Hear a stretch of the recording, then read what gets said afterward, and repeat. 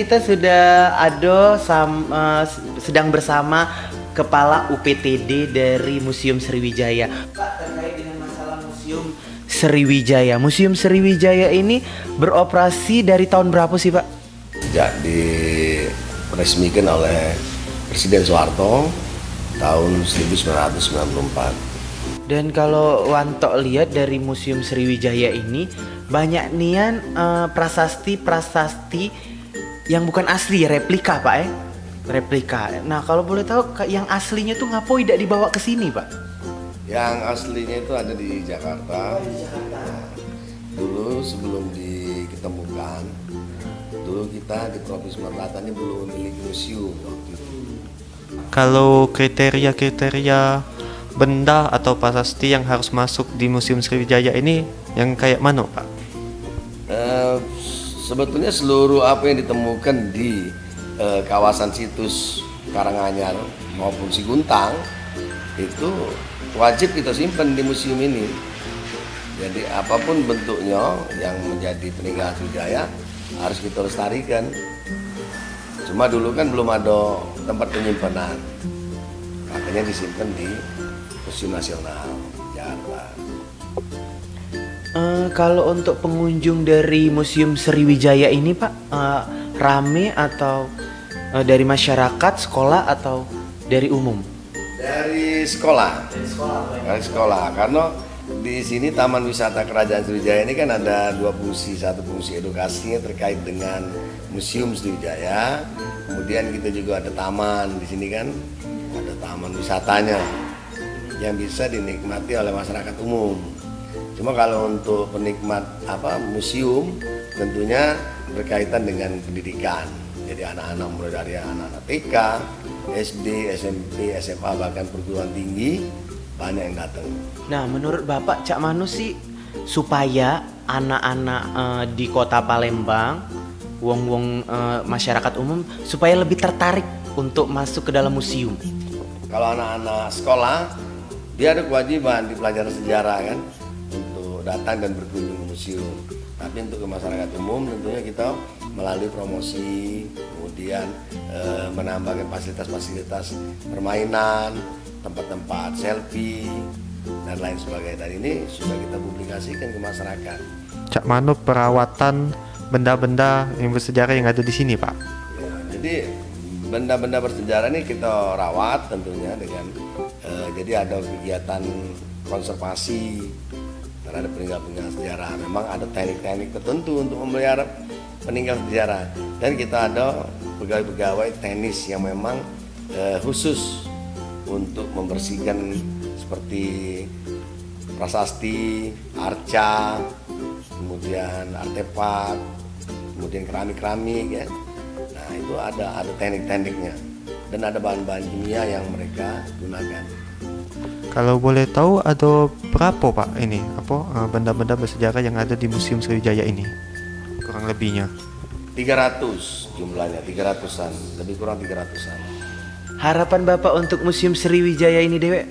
Saya tentunya secara pribadi sangat menginginkan sekali museum ini maju tentunya kan, baik dari fasilitas, gedung, kemudian penambahan koleksi-koleksi. Nah, ini harus digali terus karena masih banyak peninggalan-peninggalan sejarah sebetulnya yang belum tergali. Sekarang di sebelah Wanto dan Beli ini sudah ada Bapak Chandra, Kepala UPTD Museum Negeri Sumatera Selatan. Pak, terkait dengan masalah museum, Pak, kita nak nanya, museum ini dibangun tahun berapa dan beroperasi semenjak tahun berapa, Pak? Museum Negeri Sumatera Selatan dibangun tahun 1977, dia beroperasi tahun 1985. Kalau boleh tahu benda-benda sejarah di sini kira-kira ada berapa, Pak? Ada 7.000. Ada 7.000. Wow, banyak nih itu berarti. Itu dari apa, Be, Pak? Terdiri dari apa, Be? 7.000 itu dari 10 kategori koleksi, mulai koleksi arca, koleksi kain, koleksi filologi, koleksi rumah limas, koleksi arkeologi. Jadwal bukanya ini museum ini nih jam berapa, Pak? Atau hari apa? Museum ini kita buka hampir setiap hari.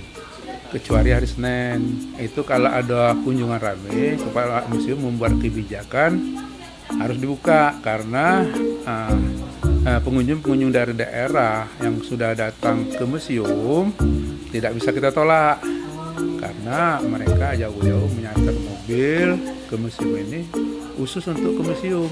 Nah, buka museum ini mulai dari jam 8 sampai jam 4. Harapan Bapak untuk museum kita ini, Pak? Harapan kami untuk anak-anak milenial, kalau tidak ke museum, tidak milenial.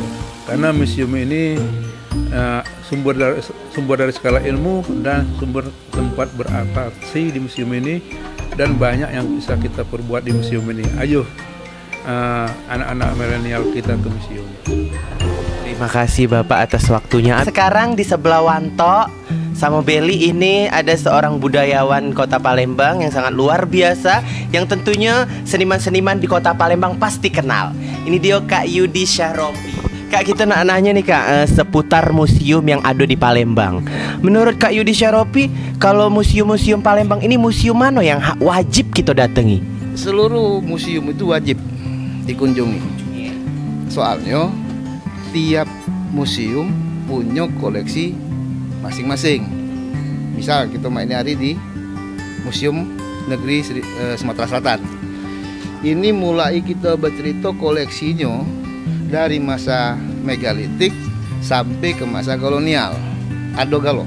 Mu nak tahu mak mano cerita masa Kesultanan Palembang Darussalam, mulai dari Kerajaan Palembang, Kesultanan Palembang Darussalam, datanglah ke Museum Sultan Mahmud Badarudin II. Mu nak tahu khusus soal Sriwijaya, datanglah ke TWKS, ke Museum Sriwijaya. Mu nak tahu lagi soal Akagani, datanglah ke Museum Akagani. Nak tahu Perang 5 Hari 5 Malam, datanglah ke Monpera. Kita kemarin itu kan mengunjungi ke seluruh museum yang ada di Kota Palembang ini. Nah, tapi ada sikop museum yang sudah tidak bisa dipakai lagi, yaitu museum tekstil. Nah, kalau dijengok dari luar, museum tekstil itu luar biasa gedungnya. Kok tidak katik lagi? Bukan tidak kasih, kami juga tidak tahu Pak. Kok ditutup? Mak itu kami nak masuk. apa faktornya? Aku termasuk yang terlibat waktu itu, waktu menyiapkan museum itu tahun 2008. Jadi itu segala macam tekstil. Barang-barang itu ada di mana Kak sekarang? Apa masih di situ? Apa dipindah ke tempat lain? Nah, koleksi-koleksinya main hari ada di sini. Jadi benda-benda yang ada di museum tekstil ini ada di Museum Bala Putra Dewa. Nah, ini Pak, apa?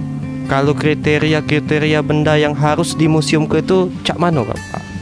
Jadi yang pastinya benda-benda itu usianya mulai dari 50 tahun sampai sekian ratus yang lalu. Kedua, dia ini punya nilai penting. Nilai pentingnya apa? Bidang keagamaan, bidang pendidikan, kemasyarakatan, perekonomian dan sebagainya. Pokoknya nilai penting. Nah, barang-barang ini juga lah sudah mulai langka, ada banyak lagi. Nah, barang-barang yang masih banyak itu sekadar untuk menjelaskan rangkaian. Cak mano lah cara menumbuhkan minat masyarakat untuk berkunjung ke museum. Ada kan macam-macam kegiatan yang bersifat milenial. Jadikanlah juga museum ini bukan sesuatu yang sakral. Banyak yang sakral kan. Wih, museum bono-bonoan kalau. Aku kadang-kadang dia mau ngeliat adik-adik, oh kakak nih lahir di museum ini. Ngapa kalau ngomong sejarah kan?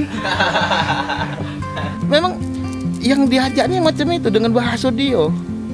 Nah, ini sudah dilakukan oleh beberapa museum.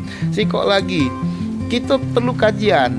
Jadi selama ini kan misalnya ada koleksi, namanya gunanya untuk itu. Namanya ada kajian dicerita ke. Kasih pesan-pesan untuk kaum milenial yang ada di Palembang, di Indonesia, untuk supaya minat datang ke museum. Dari Kak Yudi Syahrofi. Kenali dirimu dengan mengenal sejarah bangsamu. Salah satu caranya kunjungi museum. Nah, Mancik ada gawe buat kalian. Ini program baru yang ada di Indosiar Sumatera Selatan. Jadi pokoknya ini produksi Bintang Production. Kalian harus nonton. Nonton? Sudah tuh nonton apa lagi? Harus nonton ya. Kita ado gawe di sini, Hulu Kilir. Jadi kita akan keliling-keliling. Ado gawe dia. Ado gawe pokoknya. Pokoknya wong Palembang kalau ditanya pasti ado gawe. Kita lagi keliling-keliling ya. Kemana, Be? Kemana, Be? ke luar negeri. Ke Komering juga lagi. Ke tempat Mangsam, lagi ke Lahar, tempat Mang ke Beli, Tanjung Eri, Seri, pokoknya. Sundari. Ayo, kata Jawi.